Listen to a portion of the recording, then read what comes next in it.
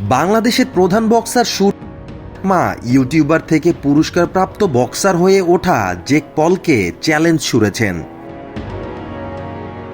শনিবার স্থানীয় সময় আর্লিংটনের AT&T স্টেডিয়ামে 58 বছর বয়সী কিংবদন্তি মাইক টাইসনকে এক পেশে লড়াইয়ে হারিয়েছেন জেক পল। হেভিওয়েট আইকন টাইসন 8 রাউন্ডের ম্যাচে তেমন কোনো ঘুষি বসাতে পারেননি।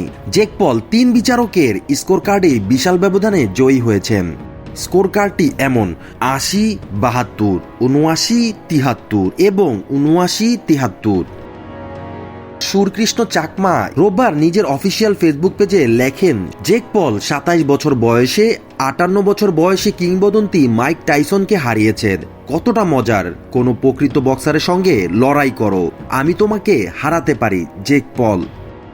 সুরকৃষ্ণকে একজন প্রতিশ্রুতিশীল বক্সার হিসেবে গণ্য করা হয়। তিনি জাতীয় বক্সিং চ্যাম্পিয়নশিপ এবং বাংলাদেশ গেমসের বিভিন্ন বিভাগে বহুবার সোনা জয় করেছেন। এছাড়া তিনি বাংলাদেশের প্রতিনিধিত্ব করেছেন অন্যান্য বহু ক্রীড়া প্রতিযোগিতায়ও। 28 বছর বয়সী এই বক্সার পেশাদার বক্সিংয়ের মঞ্চে পা রাখার পর আলোচনায় আসেন এবং এখন পর্যন্ত লাইট ক্যাটাগরিতে 8টি লড়াইয়ে অপরাজিত রয়েছেন।